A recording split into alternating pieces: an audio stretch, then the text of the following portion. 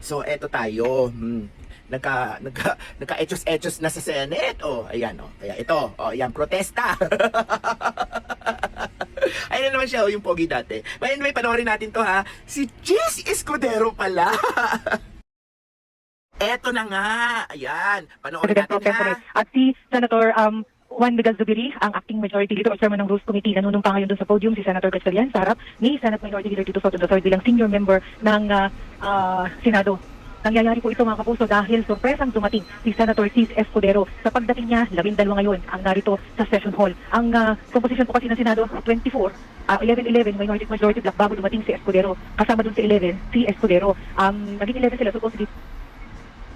So ayan na nga, napalitan na si Loren Legarda. Oh, 'di ba? Si Win Gatchalian na. Natupad na ang pangarap ni Win. Win na siya.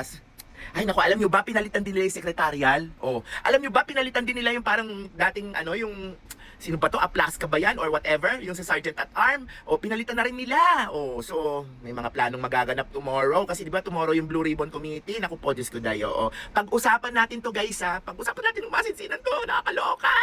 So, wag naman tayo magtatampo kay Cheese Escudero. May dahilan niya kung bakit siya ang pumunta doon. Eh, hindi natin masasabi. Malay mo, abogado sa abogado, nag-usap sila niya ni Cayetano. Hindi natin masasabi yun, guys. O, kasi sa totoo lang, malalim din naman ng medyo sama ng loob nito ni Cheese Escudero sa admin. Sa totoo lang ha. Pero tingnan natin ang dahilan kung bakit siya ay nagpunta dyan.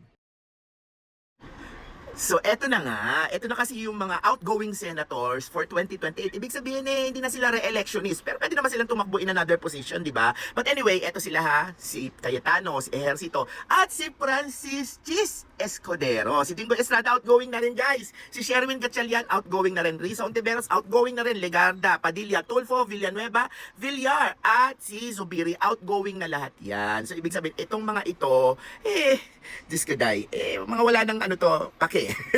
Kasi palabas na rin naman sila ng Senado eh. Pero hindi din sa walang pake. Pwede rin namang may pake talaga sila. Kasi malamang may mga kaso sila, tapos wala na sila sa Senado, lalong mapapapunta sila sa medyo masamang sitwasyon, di ba? Remember, di ba? Cheese Escudero is the Senate President during nagkaroon ng kaso sa GAA at dyan sa flood control project. So, asahan na natin to ha. Tingnan natin ang logic natin ha.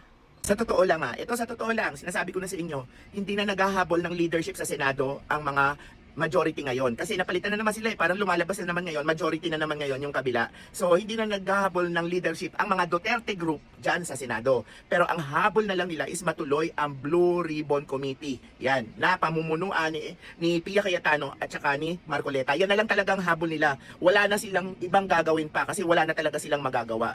Dinaw na po sila ng admin pinakulong na di ba? Tapos may mga ibang kaso pa na magpapakulong din sa ibang member nila. Kaya yan, nagkakaganyanan sila ngayon. So etong nakikita ko para bukas. 'Di ba binago yung Sergeant at Arms, 'di ba? 'Di ba binago yung secretarial. Tapos naipwesto si Win Gatchalian as pro tempore kasi they cannot vote. They really cannot vote ng Senate President unless may mag-13 member. Oo. Kaso kahit pumunta dyan si Cheese Escudero, 12 pa rin sila pero pro tempore lang ang pwede nilang iboto. Tsaka yung ibang mga yung ibang mga officers diyan sa loob ng Senate. Pero otherwise, wala silang pwedeng magboto ng Senate President kasi kailangan nun 13 votes. So, considered na ba silang new majority? Parang, in a way, parang sila na yung new majority. Kasi isang kending na lang majority na sila ulit Pag may kumawala sa minority na bago, yung dating majority, yung mga Duterte group, sila na ulit ang majority. Talagang literal na majority sila kasi pinakulong na yung ibang miyembro ng Duterte groups, di ba? So, ano mangyayari bukas? Asahan natin, di ba, darating yung mga witness. O kaya, minsan, siguro, tatakutin nila yung mga witness na wag nang pumunta. Pwedeng ganun di ba? O kung dumating man yung mga witness, palagay nyo, sino ang susundin ng Sergeant at Arm? Si Win Gatchalian o si Cayetano? So, popcorn tayo until tomorrow.